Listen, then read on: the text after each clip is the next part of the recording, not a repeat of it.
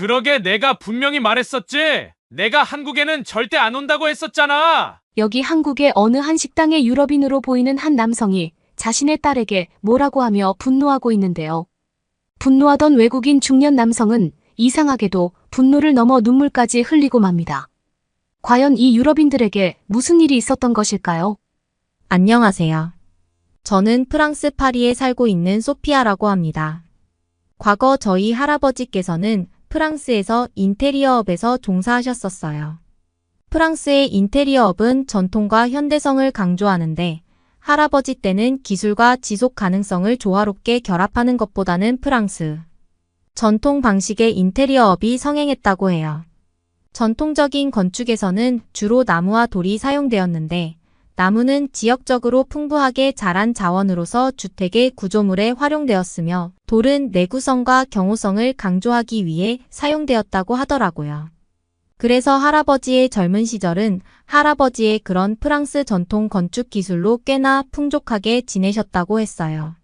하지만 저희 집안의 가세가 기울기 시작해버리고 말았는데 할아버지가 평소와 다르지 않게 일을 하시다가 돌에 치여 다치시는 일이 생겼기 때문이었어요. 워낙에 큰 돌이었기 때문에 할아버지의 목숨이 위험할 상황이었는데 할아버지는 할머니에게 절대 병원에 가지 않는다면서 고집을 피우셨던 모양이에요. 결국 할아버지는 이틀 뒤에 집에서 세상을 떠나게 되셨고 할아버지가 맡아왔던 일들을 마무리할 수 없게 되면서 온갖 빚들이 생기기 시작해 버렸다더라고요. 아버지가 돌아가신 할아버지의 일들을 처리해 보려고 노력했지만 건축 일을 단 한 번도 해본 적 없던 아버지가 할아버지의 일들을 대처할 수 없었고 가진 재산들을 다 팔아야 했을 정도로 위약금을 지불해야 했대요. 하지만 아버지는 그 이후로 돈을 버는 일에 엄청나게 집중하셨고 악착같이 사셨다고 했어요. 그래서 넉넉한 형편은 아니었지만 저희 가족은 지금껏 잘 살아오고는 있었어요. 그러던 어느 날 제가 우연히 아버지의 아주 어릴 적 사진을 본 적이 있는데 예전 사진들을 보니 한눈에 봐도 꽤 넉넉한 환경에서 자랐다는 것을 알 수 있었어요. 그런 환경에서 자란 아버지가 지금처럼 어렵게 살고 있다는 것은 매우 안타까운 상황이긴 하지만 저는 아주 어릴 적부터 이렇게 어려운 환경에서 자랐기 때문에 큰 불만 없이 그저 상황에 맞게 살아왔었던 아버지는 어머니를 만나 가정을 꾸리고 두 분은 함께 엄청나게 고생을 많이 하셨는데요. 돈을 벌 수 있다면 뭐든지 닥치는 대로 일을 하셨고 한 푼이라도 아껴서 돈을 모았다고 합니다. 그런 부모님들의 엄청난 노력과 고생 덕분에 저희 가족은 이제 어느 정도 여유 있는 경제적 여건과 상황이 되었어요. 저희 부모님이 가지고 계시는 가게는 3개인데 제법 규모가 커요. 파리에서 카페를 3개를 운영하고 계시는데 당연히 자식으로서 저는 거기서 일손을 도와드리고 있죠. 어느 정도 작은 성공을 이루었기 때문에 아버지도 이제는 좀 여유가 있으니 편하게 사셔도 되지만 그동안 살아온 세월 때문인지 아버지의 근검 절약 습관은 달라지지 않더라고요. 저희 아버지는 몇 년이 지나도록 같은 옷들을 돌려 입으셨고 어디서 뭘 구매해야 하거나 하면 비싸다는 말을 달고 사셨는데요. 어느 날은 엄마가 아빠와 오랜만에 데이트를 하고 싶다면서 외출하신 적이 있는데 몇 시간도 안 돼서 냉랭한 기운을 팍팍 풍기며 들어오시더라고요. 들어가는 곳마다 비싸다고 하는 아버지를 보고 어머니가 엄청 열받은 모양이었어요. 하지만 가난했던 과거는 사실 아버지에게만 영향을 끼친 것은 아니었는데요. 어릴 때부터 저는 책 읽는 걸 너무 좋아했어서 저희 집에는 책이 많이 있어요. 그런데 어린 시절 가난했던 가정 환경으로 인해 저는 제가 읽고 싶던 책들을 거의 사지 못했어. 제가 읽을 수 있던 책들은 남의 집에서 얻어오거나 중고시장에서 산 출처를 알 수 없는 도서들이 전부였죠. 저는 성인이 되고 나서도 책을 읽고 모으는데 집착하게 됐고 심지어 비행기를 타고 외국까지 나가서 책을 사올 정도였는데요. 20대 젊을 때는 유럽을 넘어서 아시아 국가들의 유명한 도서들을 보고 싶다는 생각에 아시아 국가도 몇 번 다녀왔던 적 인터넷으로 사면 될 걸 굳이 돈 모아서 책을 사러 먼 아시아까지 왔다 갔다 했을 정도니 얼마나 제가 책을 사는 것에 진심이었는지 이해가 되실 거라고 생각해요. 그리고 요즘에는 한국에 있는 책들을 사기 위해서 가끔씩 가곤 하고 있어요. 제가 젊었을 때 한국은 그렇게 주목받지 못하는 나라였어요. 막상 가더라도 일본이랑 중국이랑 크게 다를 게 없다고 생각했었는데 최근 들어 요즘 보여지는 한국의 모습을 보면 그게 아닌 것 같더라고요. 지금은 한국이라는 나라가 일본이랑 중국을 훨씬 뛰어넘는 매력을 가진 나라라고 제가 손을 걸 수 있을 만큼 확신하고 있어요. 돌이켜 생각해보면 저는 어느새 한국이라는 나라에 푹 빠진 게 아닐까 하는 생각이 들 정도예요. 한국은 눈으로 볼 것도 많고 사람들도 매우 친절하며 수준 높은 현대 시설들과 최첨단 시스템들을 가진 국가이고 또한 사람들의 생활 편의 요소들이 많은 살기 좋은 나라인데요. 특히나 저는 한국에서 유독 무척이나 깜짝 놀랐던 경험이 하나 있어요. 아마 그때 저는 그걸 보고 나서 언젠가 우리 아버지랑 한국에 여행을 와야겠다는 마음을 먹었던 것 같아 시간이 한참 지나고 몇 개월 뒤 저는 아버지의 생일을 앞두고 부모님께 한국을 여행을 가자고 제안했는데요.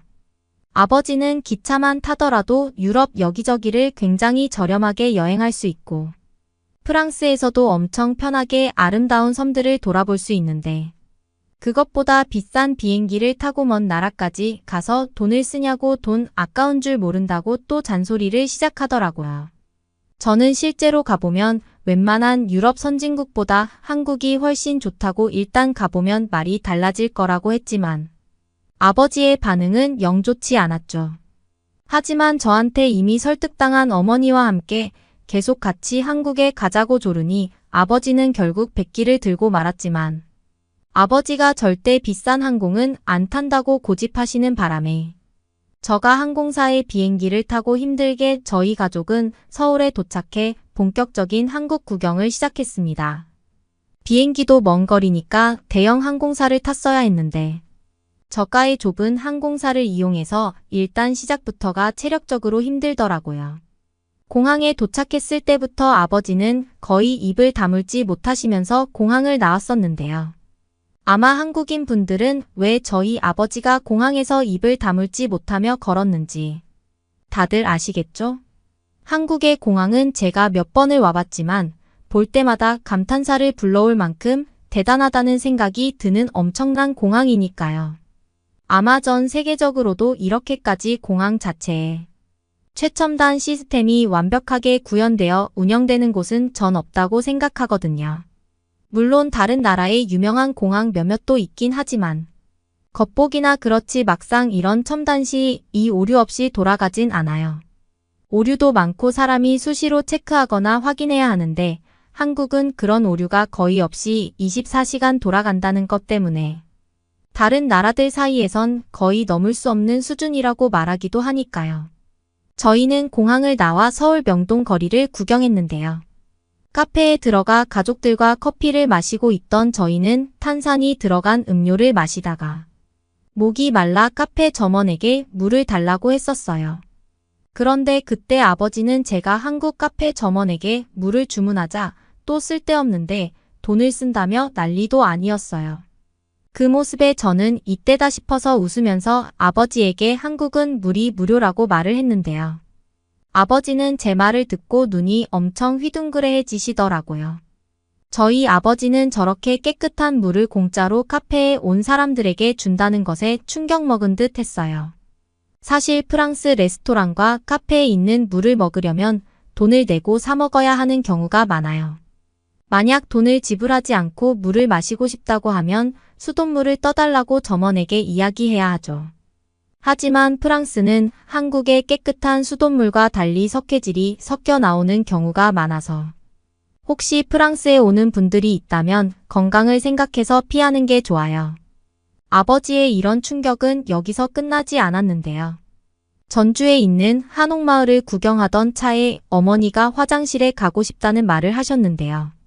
그 소리에 아버지는 어머니에게 조금만 참으라면서 곧 있으면 저녁 시간이니 식당에 가서 화장실에 가라고 말씀하셨지만 저는 괜찮다며 어머니께 근처에 있는 도서실 안에 화장실을 이용하자고 말씀드렸거든요. 그런데 아버지는 너무 당연한 듯 화장실에 쓸데없이 돈을 왜 쓰냐고 또 뭐라고 하셨지만 저는 한국은 화장실도 모두 무료로 쓸 수 있다고 말씀드리자 아버지는 어떻게 된 게 한국은 물도 그렇고 모든 게 다 무료냐면서 믿기지 않는 듯 재차 저에게 되물어보더라고요. 프랑스는 식당이나 카페에서 손님만 화장실을 이용할 수 있거나 공공 화장실을 활용해야 하거든요. 특히 관광지가 많은 프랑스는 관광지에서 작은 금액이지만 대부분 비용을 지불해야 화장실을 사용할 사실 저희 나라뿐만 아니라 대부분의 많은 나라들이. 그런데 한국은 반대로 웬만한 공중 화장실도 무료고 식당에 가서도 급하다고 양해를 구하면 쓰게 해주는 게 보통이었어요. 당연히 이런 한국의 모습에 놀랄 수밖에 없으셨죠. 심지어 한국의 화장실은 비데는 기본이고 손 씻는 비누는 물론이고 더 놀랍게도 따뜻한 온수가 나온다는 거죠. 이런 한국을 경험하시면서 아버지는 한국에 살면 돈 아낄 일이 많겠네라고 신기해 하셨어요. 그런 아버지에게 저는 한국에서는 비싼 고급 음식을 굉장히 값싸게 먹을 수 있는 방법도 있다고 말씀드렸는데요. 그 말에 부모님 두 분 다 눈을 동그랗게 뜨시더니 궁금해 하시더라고요. 저는 저녁 식사를 하기 위해서 수소문한 한국의 맛집으로 부모님을 모시고 갔어요. 제가 부모님을 모시고 간 음식점은 바로 해산물 요리를 하는 가게였습니다. 프랑스 물가 자체가 워낙에 비싸서 한 가족이 식당에 가서 정말 배부르게 먹으려면 한 끼 식사로 몇십만 원은 쓰고 올 각오는 해야 해요. 하지만 한국에서는 해산물을 배 터지게 먹어도 유럽에서보다 훨씬 적게 나와 계산서를 보고 저도 깜짝 놀랐던 기억이 있거든요. 그래서 마침 부모님과 함께 한국을 오기도 했으니 부모님께도 이런 놀라움을 경험하게 해드리고 싶었어. 어려운 과거를 보냈던 부모님은 사실 외식보다는 집에서 직접 재료들을 손질해 음식을 먹는 경우가 많았는데요. 그래서 어디 외식이라도 가자고 하면 아버지는 방방 뛰며 기겁했을 정도로 외식을 기피 하셨었어요.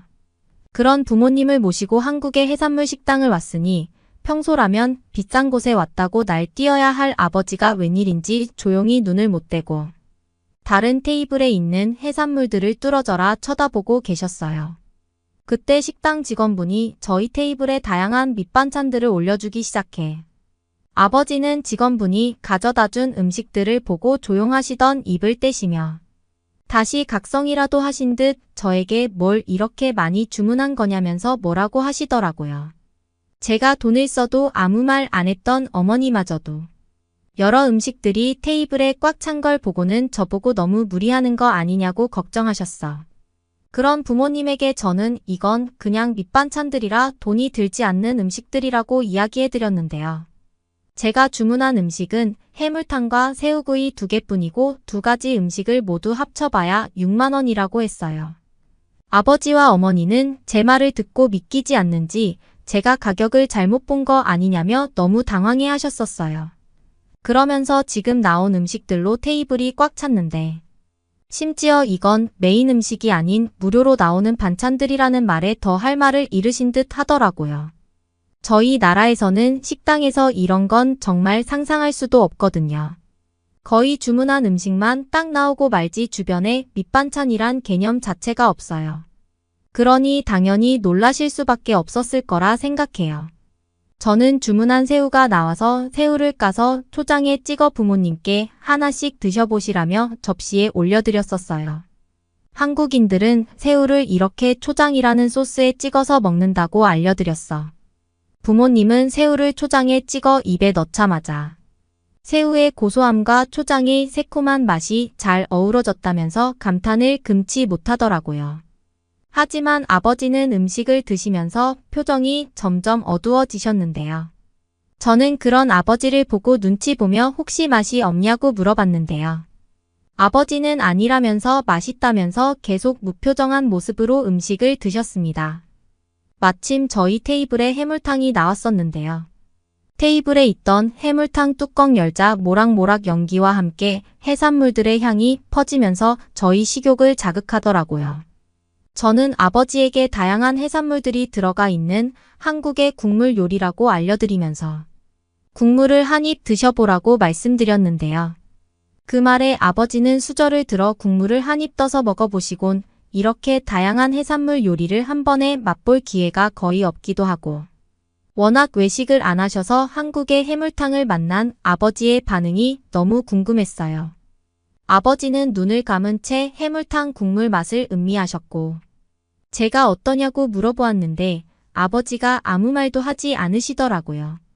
그리고 서서히 아버지의 눈시울이 붉어지더니 갑자기 눈에서는 눈물을 흘리시는 거예요. 그 모습에 저와 어머니는 당연히 너무 당황했는데요. 저는 나름 맛있었던 집이라고 생각해서 온 거였는데 아버지 취향은 아니었던 걸까요? 하지만 아버지는 곧 눈물을 닦으시더니 저를 바라보시고는 고맙다라고 말씀하셨어요. 무뚝뚝한 아버지는 생전 남에게 아쉬운 소리도 안 하셨지만 고맙다거나 미안하다는 말도 안 하시는 분이셨는데 그런 아버지가 저한테 고맙다는 말을 하다니 믿기지 않더라고요. 그리고 그 이후 저는 한국의 식당에서 저는 생애 처음으로 아버지의 진짜 속마음을 들을 수 있었어요. 저희 아버지의 젊은 시절은 고단함의 연속이었는데요. 젊은 시절 본인의 신분 노출을 우려했기 때문에 할 수 있는 일은 한계가 있었고 온갖 일들을 하며 생계를 유지했지만 워낙 물가가 비싸니 삶은 팍팍했다고 하더라고요. 늘 일을 끝내고 퇴근한 아버지는 슈퍼에 들려 장을 보곤 했었다고 하는데요. 외식하기에 넉넉하지 않았던 터에 집에서 음식을 엄마가 해야 했기에 슈퍼에 들러 가격을 비교해가며 살 것을 고르는 자신에게 문득 서러움을 느낀 적도 많았다고 했어요. 뼈 빠지게 일해 돈을 버는데도 동전 하나에도 벌벌 떨어야 하는 인생이라니. 아직 젊고 충동적이던 아버지는 욱하는 마음에 내가 이렇게 열심히 사는데 먹고 싶은 것 하나 못 먹나 생각이 들어서 한 번은 큰 마음 먹고 평소 비싸서 사 먹지 못하던 해산물을 집에 잔뜩 사서 간 적이 있었다고 했어요. 당연히 어머니도 아버지가 사온 해산물을 보고 너무 놀랐던 기억이 있다고 하더라고요. 하지만 바로 다음 날부터 전날에 충동적 구매에 엄청난 후회를 하셨다고 했죠. 왜냐하면 그때 거하게 한번 해먹은 식사로 거의 한 달 내내 돈을 크게 아껴 써야 했기 때문이라고 하더라고요. 그 뒤부터 아버지는 절대 돈을 허투루 쓰지 않게 되었다고 했었어요. 자신이 버는 돈은 오로지 가족의 생계와 미래를 위해서 쓰여야 한다고만 생각했기 때문이라고 하셨죠. 그러시면서 스스로 원하는 것들에 대한 생각 자체를 하지 않고 살아오셨다고 했어요. 눈시울을 붉히며 말씀하시는 아버지의 지난 삶들을 들으면서 저는 우리 가족을 위해 얼마나 아버지께서 많은 희생을 해오셨는지 뼈저리게 느꼈었어요. 어머니도 감정에 북받쳐 우신 아버지의 모습에 눈시울이 붉어지시면서 아버지를 보고는 당신이 애냐면서 핀잔을 주시면서 눈물을 훔치시더라고요. 아버지는 딸인 제 앞에서 눈물을 보인 게 창피하셨는지 괜히 이상한 딴소리만 하셨는데요. 그러니까 내가 한국에 안 온다고 했잖아라면서 말이죠. 다시 프랑스로 돌아가는 날 저는 아버지에게 계속 가족을 위해 사셨으니 이제는 본인을 위해 사셨으면 좋겠다고 솔직하게 이야기했는데요.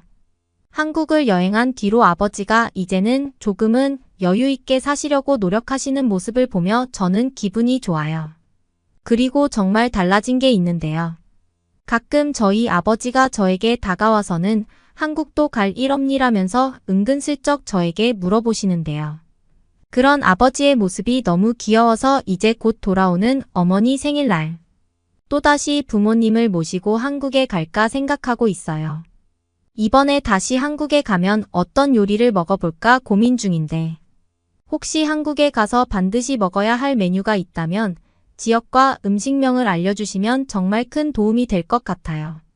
아버지께 정말 잊지 못할 추억을 남겨드리고 싶고 한국이라는 나라는 저희 가족에게 너무나 좋은 기억으로 평생 남아있을 것 같습니다.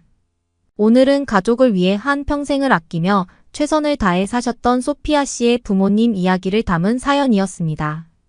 그러면 다음 사연으로 넘어갈게요. 지금 한국인들이 기적을 보여주고 있어요. 제 눈을 믿을 수 없네요. 이게 정말 한국인들의 힘인가요? 여기 한국인 남편과 함께 명절을 맞이해서 시댁으로 가는 중인 한국제 부부가 있습니다. 캐나다 출신인 아내는 시댁에 가기 위해 고속도로를 타던 중 기적과 같은 장면을 목격했고 그때 목격했던 기적 덕분에 소중한 사람을 지킬 수 있었다고 하는데요. 과연 그녀가 봤던 기적과 같은 장면은 어떤 장면이었는지 함께 보러 가실까요? 안녕하세요. 저는 한국인 남편을 만나 한국에서 남편과 함께 살고 있는 캐나다 출신의 줄리라고 합니다. 캐나다에서 태어난 사람이 어쩌다가 한국에 와서 살고 있냐고요? 그 과정을 설명드리기 위해 우선 저희 남편을 만나게 된 이야기부터 들려드려야 할 것 같아요.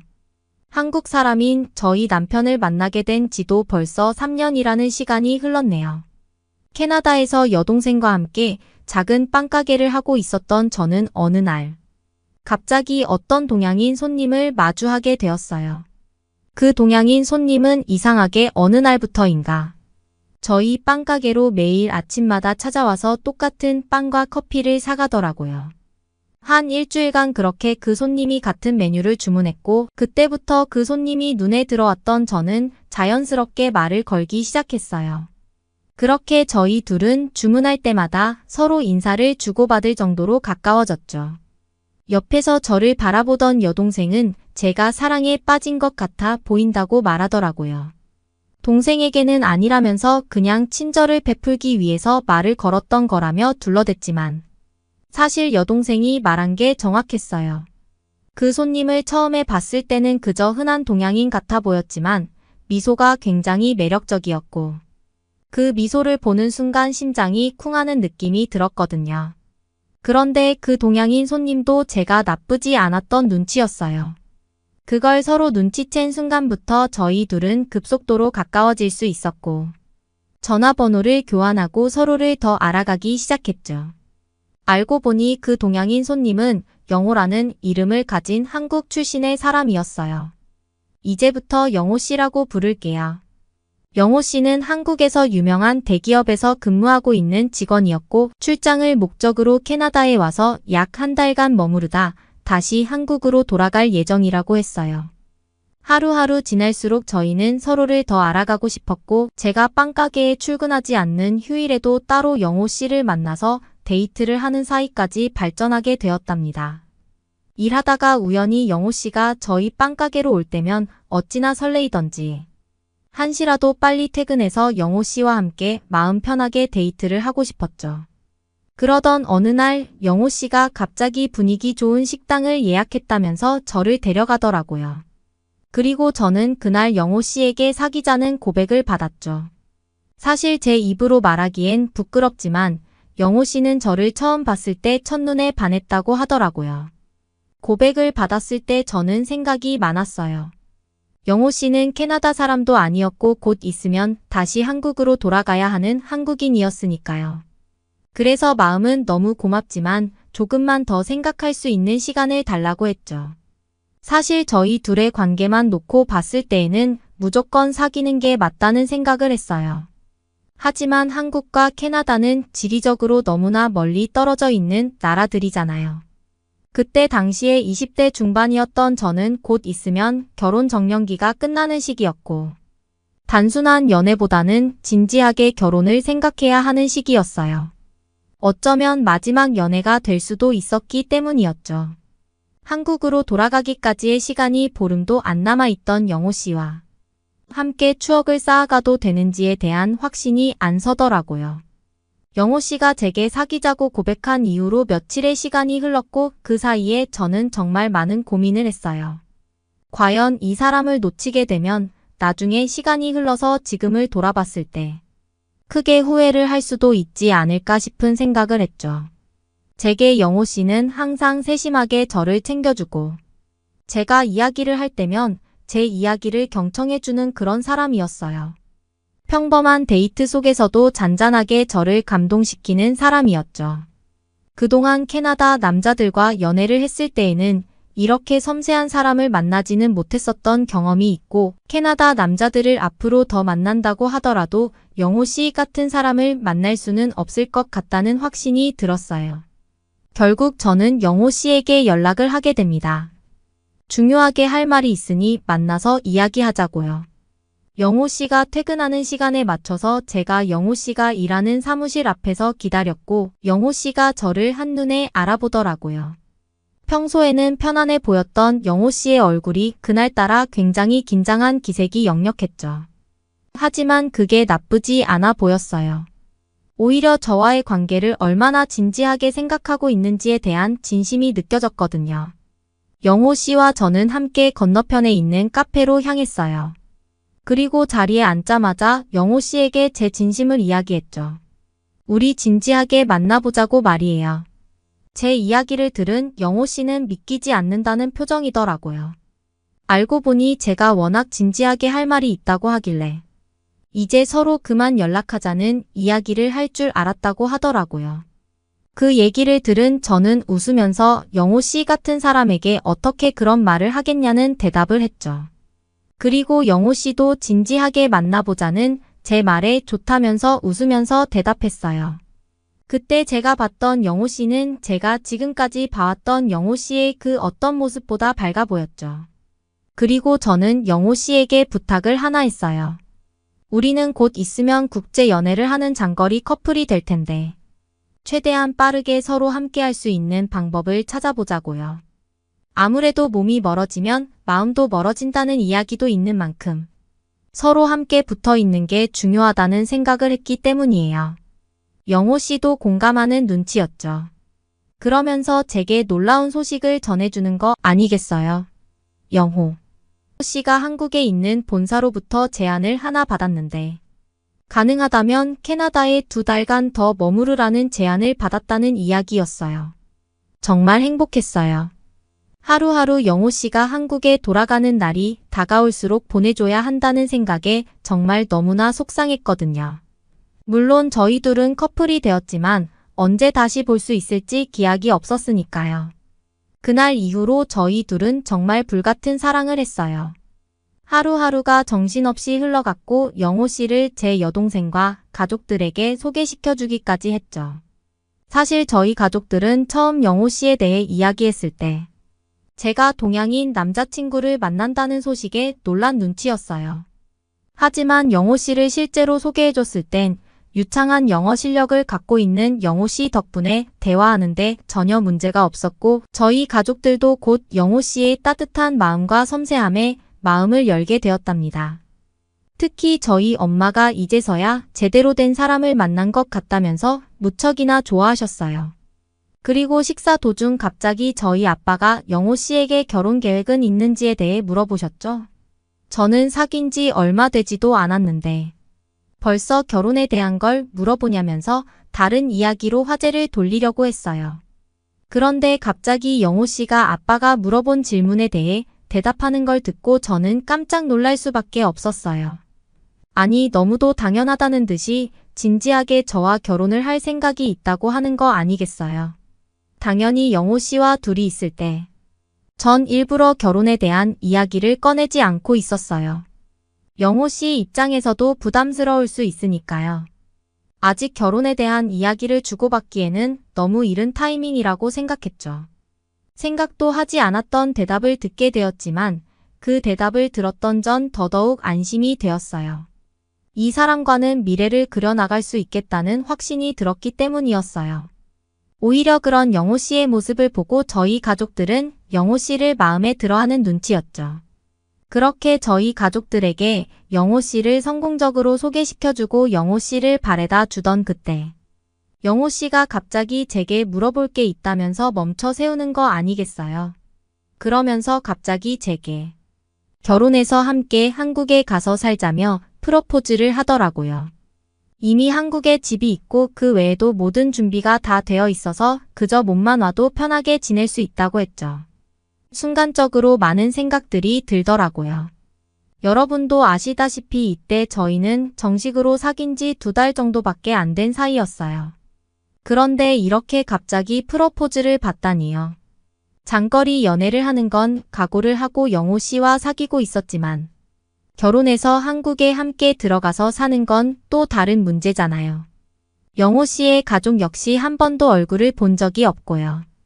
아무리 몸만 오면 된다고 하지만 한국이라는 나라에 대한 정보도 별로 없었고 캐나다에서 사는 것과 얼마나 다를지 가늠조차 되지 않았죠.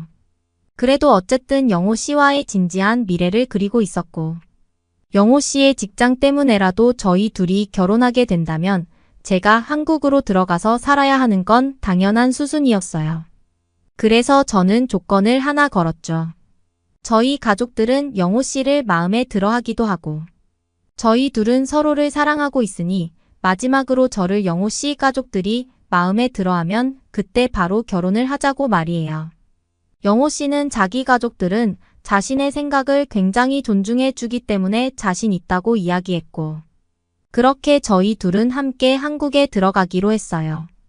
다행히 영호 씨를 가족들에게 이미 소개해줬고, 저희 가족들이 영호 씨를 마음에 들어하고 있었기 때문에 부모님의 허락을 비교적 쉽게 받을 수 있었답니다.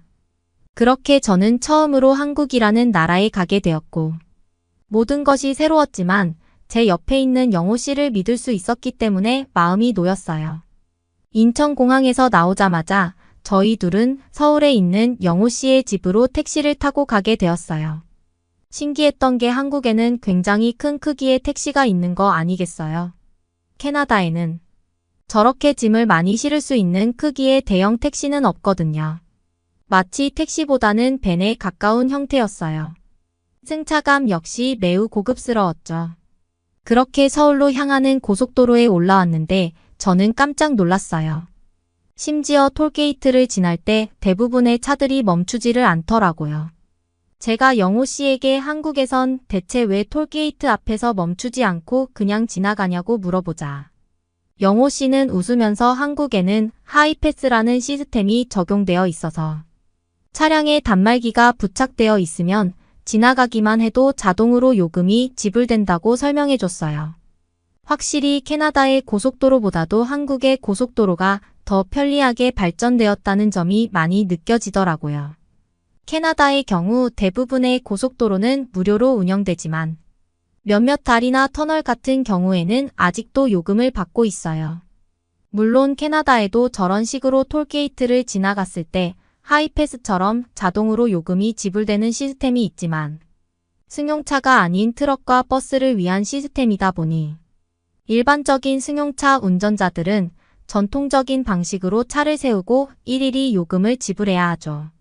보통 사람들은 트럭이나 버스보다는 일반 승용차를 더 많이 운전하다 보니 한국의 하이패스 시스템이 캐나다 사람인 제 눈에는 더 편리해 보였죠. 그리고 고속도로 바닥에 여러 가지 색상의 선들이 칠해져 있는 거 아니겠어요? 초록색과 분홍색 색상의 선들이 칠해져 있었는데 제가 영호 씨에게 이게 뭔지 물어보자 색깔 유도선이라고 하더라고요. 이 색깔 유도선이 도입되기 전에는 고속도로, 분기점 같은 곳에서 사람들이 어디로 가야 할지 헷갈려서 잘못된 방향으로 향하는 경우가 많았는데 이게 도입되고 나서부터는 그런 일이 현저하게 줄었다는 이야기를 자랑스럽게 했죠. 정말 아이디어가 놀라웠어요. 설치하는데 많은 비용이 들어가는 것도 아닌 단순한 저 표시 하나. 덕분에 분기점에서 헷갈릴 일을 확실하게 줄일 수 있겠더라고요. 왜 캐나다에서는 이런 기발한 아이디어를 아직까지도 도입하지 않는 건지 참 아쉬웠죠. 물론 표지판을 잘 보면 된다고 생각하는 사람들도 많지만 캐나다 사람들도 고속도로를 타면서 분기점에서 잘못 진입하는 경우가 꽤 많거든요. 영호 씨의 집으로 향하는 내내 전 한국의 고속도로에 굉장히 감탄했고 어느새 영호 씨의 집에 도착했어요. 영호 씨의 집은 아파트였는데 새로 지은 아파트라서 그런지 신기한 시설들이 정말 많더라고요. 심지어 엘리베이터를 집 안에서 부를 수도 있었죠. 캐나다에서 방금 막 한국에 도착해서 피곤했던 저희는 휴식을 취했고 그 다음날 바로 지방에 살고 있는 영호 씨의 가족을 만나러 갔어요.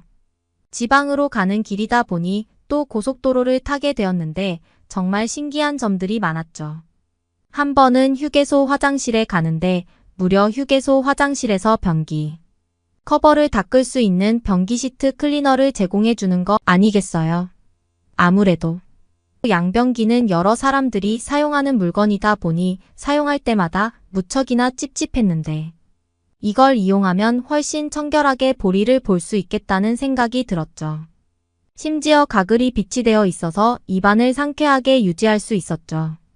처음으로 영호 씨 가족을 만나러 가는 길인데 휴게소에 비치된 가글 덕분에 더더욱 자연스럽고 자신감 있는 모습을 보여드릴 수 있었어요. 한국이라는 나라에 살고 있는 한국인들이 무척이나 부러웠어요. 캐나다에는 없는 한국만의 편리한 점들이 한국에 도착한 지 며칠 되지 않았는데도 너무나 많이 보였기 때문이었어요. 게다가 한국인들은 줄을 설 때에도 어찌나 질서를 잘 지키던지 굉장히 뛰어난 국민성을 가지고 있다는 사실을 바로 알 수 있었죠. 정말 다행히도 영호 씨의 가족들은 저를 가족으로 받아주셨어요. 영호 씨의 어머님이 유독 저를 이뻐해 주셨는데 모든 말을 다 이해할 수는 없었지만 정말 저를 친딸처럼 챙겨주고 대해주신다는 게 느껴졌어요. 그 마음에 감동했던 저는 어머님과 좀 더 많은 대화를 나누기 위해 한국어를 열심히 공부해야겠다고 결심했죠. 그렇게 영호 씨와 저는 혼인신고를 하게 되었고 부부가 되었어요. 캐나다에서 저희의 소식을 들은 저희 가족들 역시 저희 부부의 앞날을 축복해줬죠.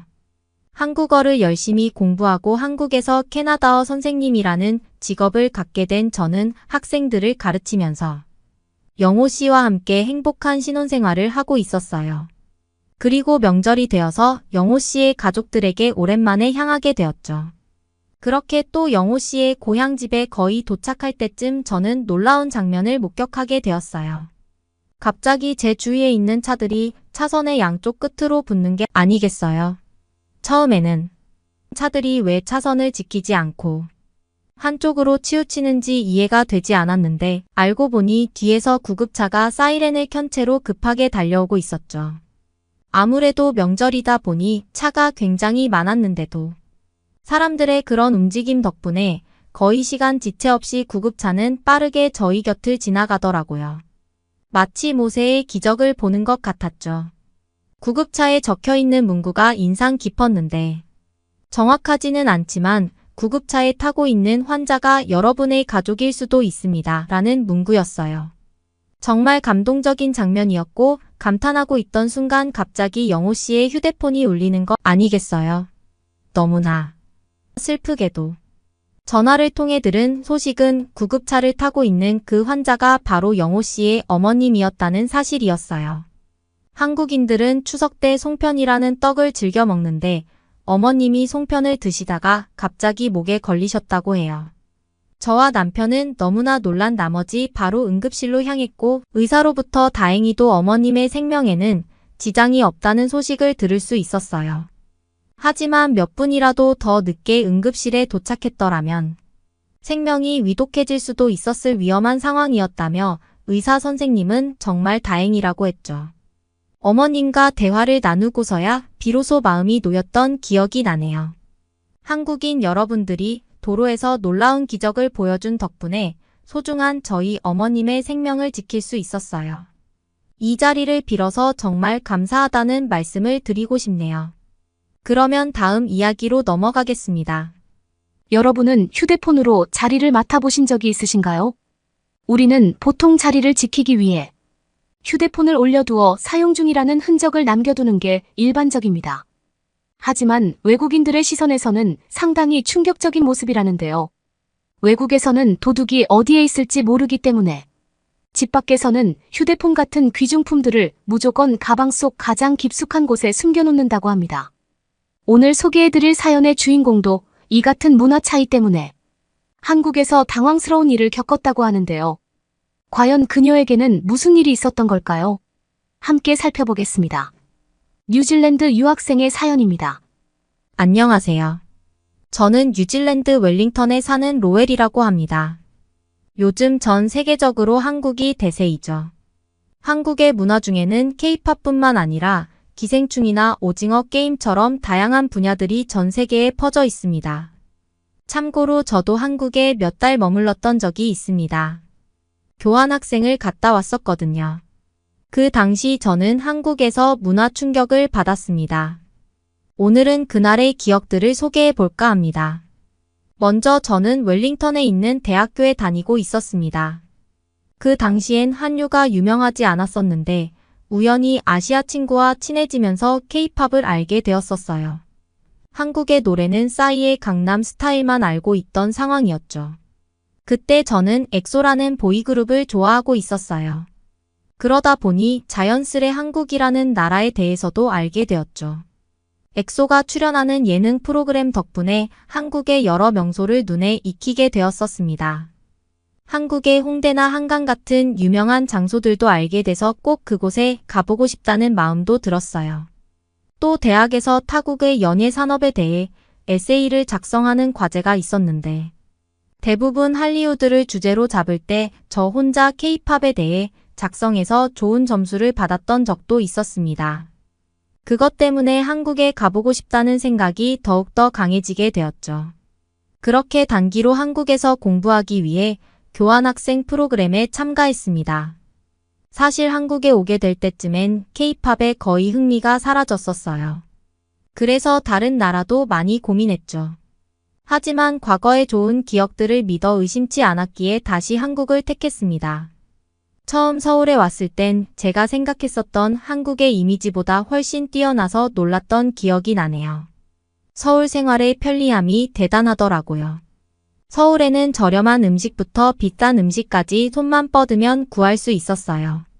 또 대중교통의 편리함과 잘 갖춰진 인프라 제가 태어난 웰링턴의 모습은 과거의 시간이 멈춘 듯이 정체된 느낌이라면 서울은 정말 산업혁명 시대에 걸맞도록 발전한 도시의 느낌이랄까요? 특히 한 골목 건널 때마다 스타벅스가 있는 게 웃기기도 하고 신기했어요. 한국 사람들이 커피를 좋아하는 것 같더라고요. 서울에 있는 대학교에 다니면서 가장 마음에 들었던 건 한국 사람들의 열심히 해야 한다는 사회 분위기였어요. 모두가 사소한 일에도 굉장히 몸을 불사지르면서 일을 하고 공부를 하더라고요. 저도 무슨 일이든지 최선을 다해 최대한의 효율을 뽑아내려는 성격인지라 한국의 마인드와 잘 맞아떨어졌죠. 한국이 빠른 시간 안에 이렇게 빨리 발전한 것도 이와 연관이 있다고 생각해요. 그렇게 전 어렵지 않게 한국에서 살아가고 있었습니다. 아직도 잊지 못할 특이한 경험을 하기도 했어요. 전 생활비를 벌기 위해 본격적으로 아르바이트를 알아보게 되었습니다. 면접을 마치고 집으로 돌아가던 길이었죠. 저는 한강에서 야경을 구경하다가 막차가 끊기기 전 간신히 지하철을 탔어요. 지하철이 횡할 줄 알았는데 은근히 사람이 많아서 안심하고 탔죠. 웰링턴에서는 늦은 시간 여자 혼자 돌아다니는 게 다소 위험하거든요. 그런데 맞은편에 20대 남자가 만취 상태로 앉아 있었습니다. 그런데 그 남자가 핸드폰을 떨어뜨릴 것처럼 간신히 쥐고 있더라고요. 전 속으로 여러 가지 불길한 상상을 할 수밖에 없었습니다. 양옆에 앉은 사람이 핸드폰을 훔쳐갈 것 같은 불안감이 생기면서도 제가 어떻게 행동해야 되는지 걱정을 할 수밖에 없더라고요. 심지어 그 남자는 양쪽으로 흔들흔들 하더니 앞으로 넘어지면서 가방을 바닥에 떨어뜨리기까지 했습니다. 안에 있는 노트북과 태블릿, PC 같은 고가의 전자기기들이 바닥에 엎어진 상황이었죠. 저는 만약에 누군가가 이것들을 훔쳐가더라도 모두 만취한 남자의 잘못이라고 생각했어요.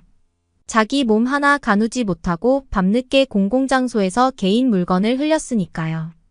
그런데 의외의 장면이 펼쳐졌습니다. 만취한 남성의 옆에 앉아있던 청년들이 일어나더니 술 취한 남자를 일으켜서 의자에 앉혀주는 거였어요. 심지어 앉히는 과정에서 손에 쥐고 있던 핸드폰마저 떨어뜨렸는데 그들은 그걸 무덤덤하게 주워서 가방에 직접 넣어주기까지 하더라고요. 그리고 가방도 잃어버리지 않게 어깨에 대각선으로 매주는 모습이었습니다.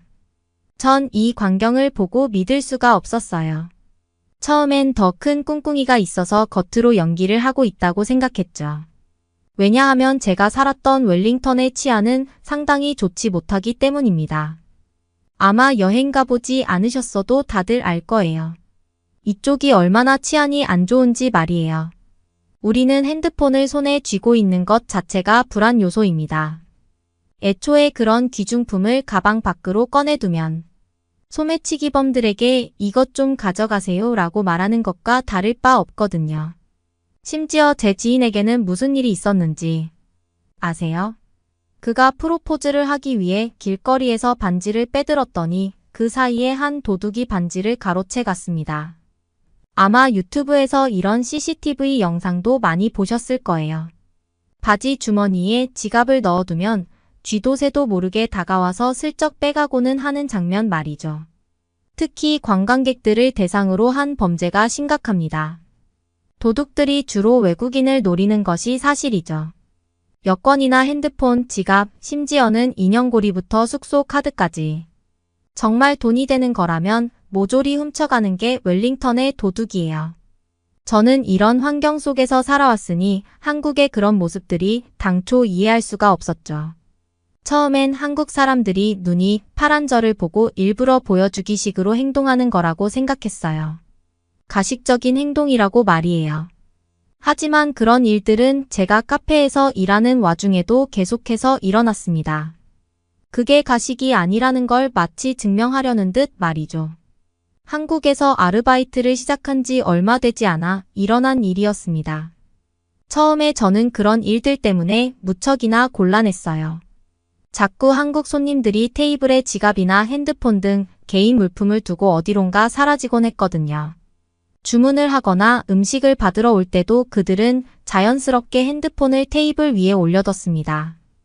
한국에서 처음 사회생활을 해보는 저는 혹시라도 누군가 그 물건을 훔쳐가서 손님들이 저에게 책임을 물을까 봐 불안했어요. 그래서 매번 그런 것들을 눈여겨봤습니다. 혹시 누가 훔쳐가지는 않을까 말이에요. 하지만 매번 손님들을 감시해야 하는 일들은 저에게 매우 큰 스트레스를 주었습니다. 일단 카페 일이 너무 복잡했기 때문에 주문을 받고 음료를 만드는 일들이 아직 익숙하지 않았을 때였어요. 그런데 주문을 받으면서 테이블도 봐야 하고 음료수를 만들면서도 테이블을 봐야 하니 머리가 터질 것 같았죠. 너무 힘들어서 힘겹게 구한 아르바이트를 관둘까도 고민할 정도로 말이에요. 그래서 고민하다가 카페의 점장님께 이런 속사정을 말씀드렸습니다. 너무 힘들다고요. 그런데 점장님께서 웃으시면서 말해주시더라고요. 양 그거 전혀 신경 안 써도 돼요. 한국 사람들 그거 아무도 안 훔쳐가. 저는 솔직히 점장님께서 제가 그만둘까 봐 해주시는 말씀인 줄 알았는데 점장님 말이 맞았어요. 시간이 어느 정도 지나니까 알겠더라고요. 남의 물건을 훔치려는 도둑이 한국에는 정말 없다는 사실을 말이에요. 사실 저는 이것 때문에 제가 알고 있던 기본 상식이 모조리 부정당하는 경험을 했어요. 20년 넘게 소매치기가 당연한 세상에서 살아왔으니까요. 뉴질랜드와 비교했을 때 한국의 치안 수준은 정말로 말이 안 돼요. 그냥 한동안 믿기지 않았죠. 점장님께서 그렇게 말씀해 주셨지만 저는 한동안 계속해서 테이블에 신경 썼었습니다. 하지만 진짜 이게 거짓말이 아니라는 걸 몸소 체험한 날이 있었어요. 그날은 제가 홍대에서 친구와 만나 놀던 중이었습니다. 갑자기 주머니를 뒤적거리다가 지갑이 사라졌다는 사실을 알았어요. 완전 멘붕이었죠. 웰링턴에서도 살면서 한 번도 잃어버린 적이 없던 게 지갑입니다. 제 소장품만큼은 가장 잘 챙기고 있다고 생각했는데 이렇게 복잡한 홍대 길거리에서 지갑을 떨어뜨렸다니 절망스러웠죠. 지갑 안에는 친구들과의 소중한 사진, 웰링턴에서 가족과 함께 찍었던 사진 등 소중한 추억들이 많았어요. 심지어 아르바이트로 힘들게 구매했던 비싼 명품 지갑이었습니다. 한국 친구가 걱정하지 말라며 다독여 주었지만 도저히 위로가 되지 않았어요. 눈물이 나와도 모자랐죠. 그런데 발만 동동 굴리던 그 순간 한 친구가 이게 네 지갑이야 라며 핸드폰을 보여주더군요. 놀랍게도 그녀의 핸드폰 액정에 있는 지갑은 제 지갑이 맞았어요. 어떻게 찾았냐고 하니까 한국에 유명한 중고거래 앱이 있는데 사람들이 길가에서 물건을 주우면 이렇게 분실물 신고를 해준다고 하더라고요. 덕분에 그날 밤 전 제 소중한 지갑을 다시 되찾을 수 있었답니다. 한국의 치안도 치안이지만 남의 물건을 자신의 물건처럼 소중하게 대해주는 한국인들의 따스함에 감동받았던 날이었어요. 그렇게 한국에서 좋은 기억만 가지고 웰링턴으로 돌아가는 날이었습니다. 그런데 공항버스를 기다리는 줄에는 사람들이 있어야 하는데 놀랍게도 캐리어만 덩그러니 줄을 서 있는 모습이었어요.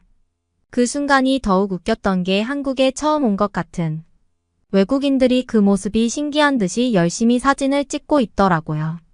저는 한국에서 몇 개월 지내보면서 이제 그런 광경을 봐도 그저 익숙하더라고요.